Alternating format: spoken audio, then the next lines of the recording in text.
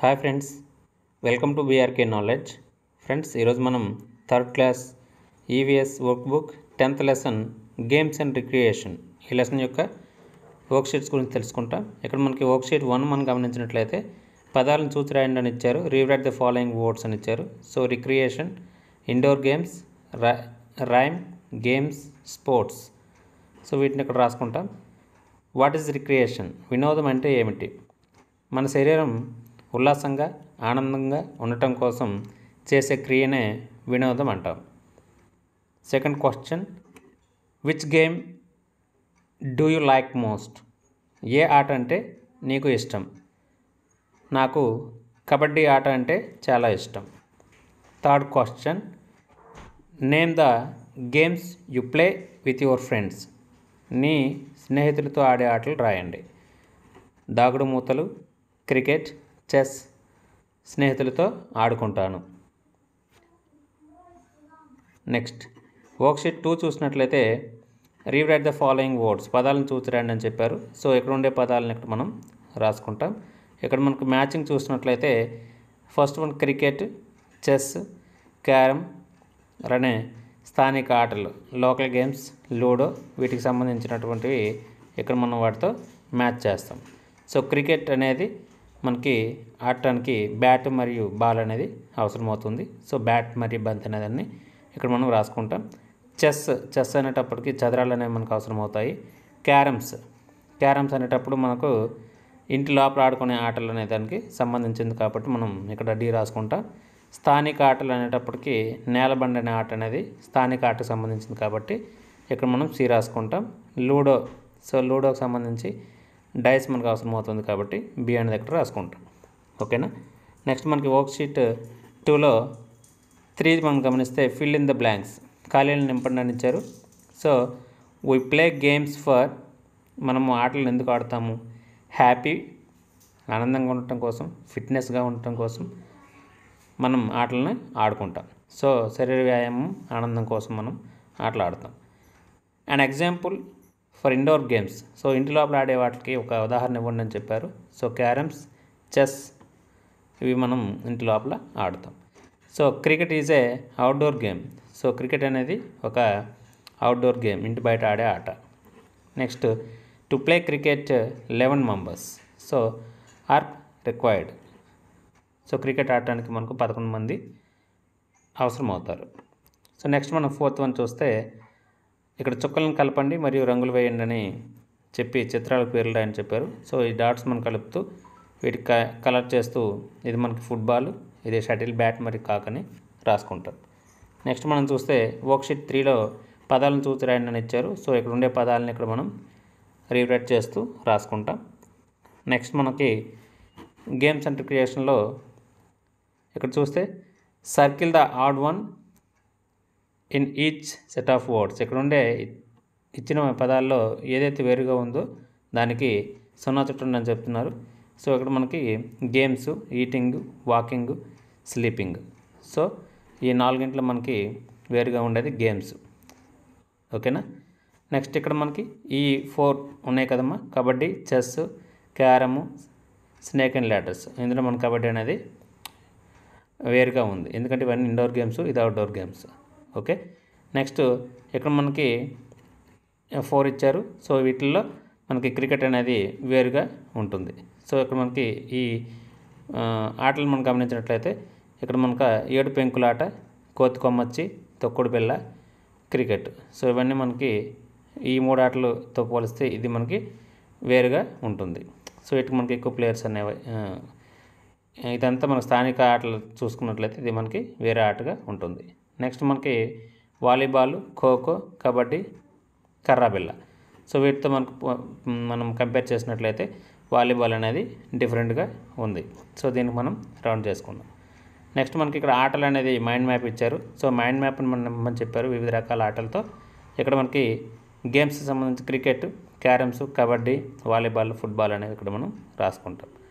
Next మనకి ఇంటి లోపల ఆడే ఆటలు ఏముంటాయి అనేవి రాయమని చెప్పారు. సో ఇంటి లోపల ఆడుకునే ఆటలను ఇక్కడ మనం రాసుకున్నాం. క్యారమ్స్, వామనగుంట, తాడాట, అష్టాచెమ్మ, లూడో, అచ్చంగాయలు, చెస్ ఇవన్నీ మనము ఇంటి లోపల ఆడుకునే ఆటలు. నెక్స్ట్ మనం గమనిస్తే వర్క్షీట్ 4లో పదాలను చూసి రాయండి అని ఇచ్చారు. Rewrite the following words. So ఇక్కడ ఉండే పదాలను ఇక్కడ రాసుకుంటాం. చిత్రాల సహాయంతో పదాలను ఎంచుకొని ఖాళీల్లో రాయండి. సో ఇక్కడ పిక్చర్స్ మనకి ఇక్కడ ఇచ్చారు. ఈ పిక్చర్ దేనికి సంబంధించిన ఆటో మన కింద రాయాల్సి ఉంటుంది. ఇది మనకి కర్రా బిళ్ళ, ఇది తొక్కుడు బిళ్ళ. ఈ పిక్చర్ మనకు 7 పెంకుల ఆట, ఇది మనకు బొంగరం ఆట. సో ఈ బొంగరం ఆట ఇక్కడ మనం రాసుకుంటాం. నెక్స్ట్ మనకి టోపీ మరియు బంతి ఇక్కడ మనకు డ్రా చేయమని చెప్పారు. సో టోపీని అలానే బంతిని మనం డ్రా చేస్తూ కలర్ చేయాల్సి ఉంటుంది. నెక్స్ట్ మనం చూస్తే వర్క్షీట్ 5లో రీరైట్ ద ఫాలోయింగ్ వర్డ్స్ అని ఇచ్చారు. ఈ వర్డ్స్ని మనం ఇక్కడ రాయాల్సి ఉంటుంది. నెక్స్ట్ మనకి ఇక్కడ rewrite the materials needed for 7 పెంకుల ఆట. సో 7 పెంకుల ఆటకి మనకి ఏ మెటీరియల్ కావాలి, 7 పెంకులు, ఒక బంతి అనేది రిక్వైర్ అవుతుంది. సో అవసరం అవుతుంది కాబట్టి ఇక్కడ మనకి ఈ బ్లాంక్లో ఒక 7 పెంకులు రాస్తాం, ఈ బ్లాంక్లో ఒక బంతి అని రాసుకుంటాం. నెక్స్ట్ ఇక్కడ చూస్తే ఖాళీలు నింపండి అని ఇచ్చారు. Fill in the blanks. So first one చూస్తే we play cricket, tennis and volleyball with. వీటిని టెన్నిస్, క్రికెట్, వాలీబాల్ మనం దేంతో ఆడతాము, బంతితో ఆడతాం.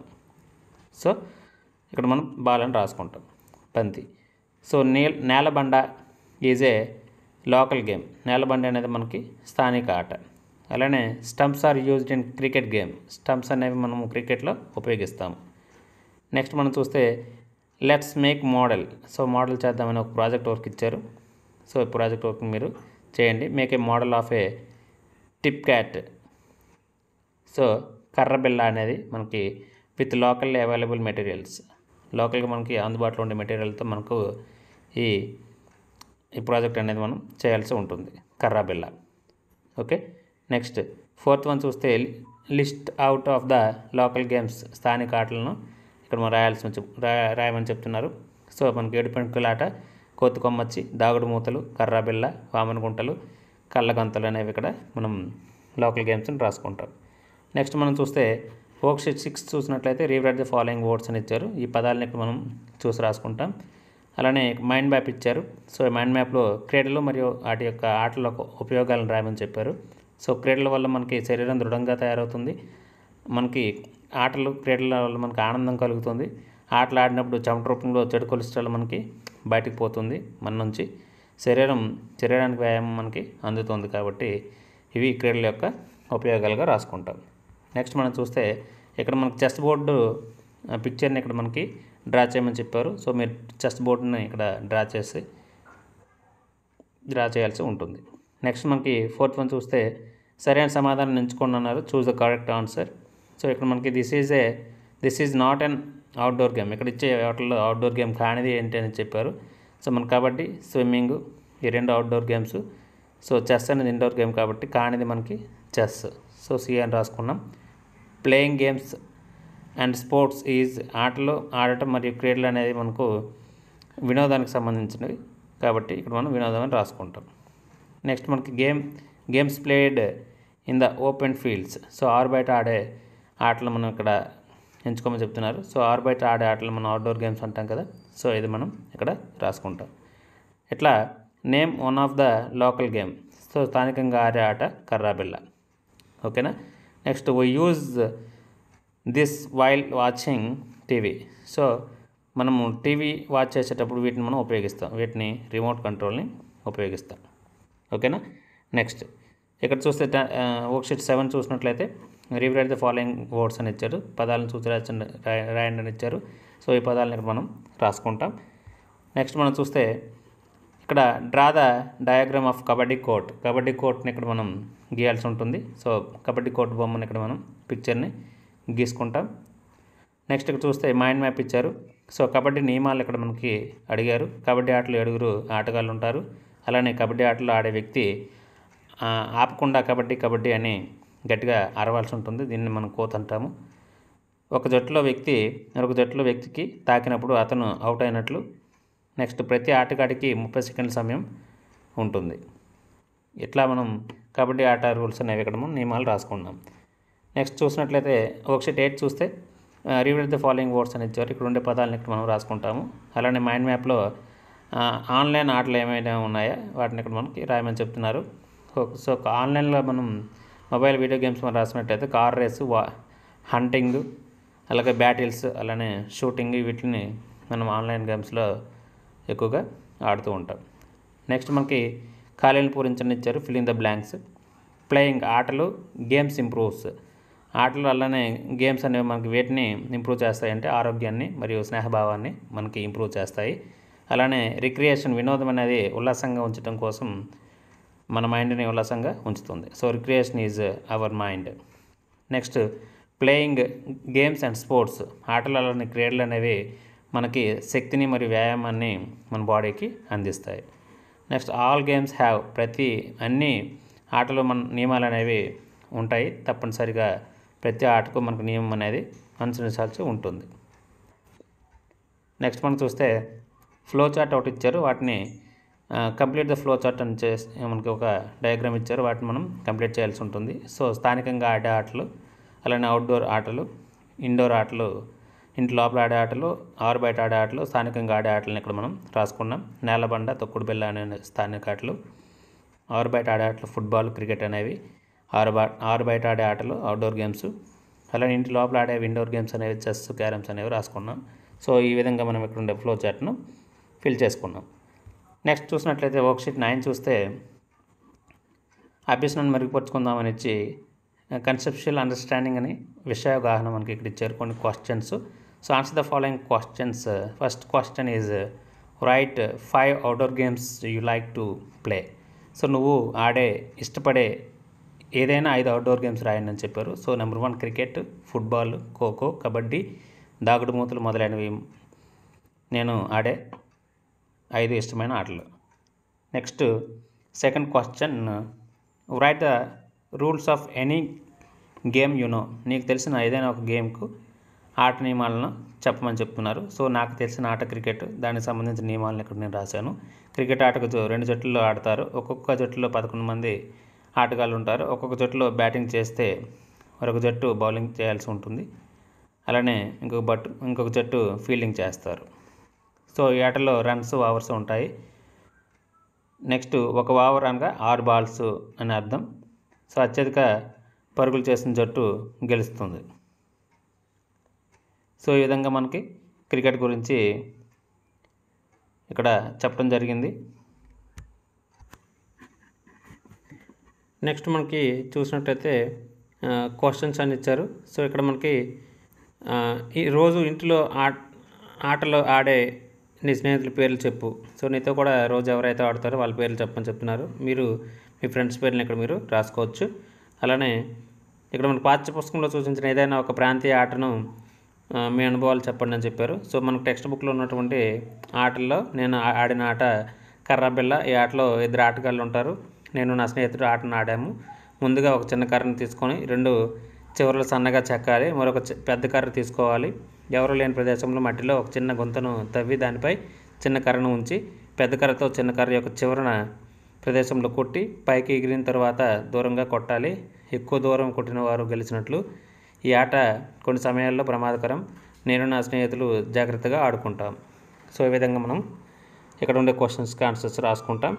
నెక్స్ట్ మనకి 5th క్వశ్చన్ చూస్తే నీ స్నేహితులని అడిగి వారికి ఇష్టమైన ఆటలు మరియు ఆట వివరాలను ఇక్కడ కింద ఇచ్చిన పట్టికలో రాయమని చెప్పారు. సో మా స్నేహితుల పేర్లు రాసుకొని వాళ్ళకి ఇష్టమైన ఆటలను ఇక్కడ నేను రాయటం జరిగింది. అలానే మట్టిని ఉపయోగించే ఆటల వస్తువులను ball, bat, tennis court, tenikoit ring, tennis racket, shuttlecock మొదలైన తయారు చేసి మీ తరగతి గదులు ప్రదర్శించుట అనేది ఇక్కడ మనకి డ్రాయింగ్ సంబంధించి బొమ్మలు గీయటం మరియు మోడల్ తయారు కింద మనకి ఇవ్వడం జరిగింది. మీకు పైన ఏవైతే నచ్చుతాయో ఆటల వస్తువులు తయారు చేసి మీ తరగతి గదులు మీరు ప్రదర్శించండి. ఓకే, ఇక్కడ మనకు ప్రశంసలో నీ స్నేహితుడు పాఠశాలలో జరిగే స్వతంత్ర దినోత్సవ వేడుకల్లో బహుమతి గెలుచుకున్నాడు. తన బహుమతిని నీకు చూపించాడు. నీవు ఏ విధంగా అతన్ని ప్రశంసిస్తావు, అభినందిస్తావు?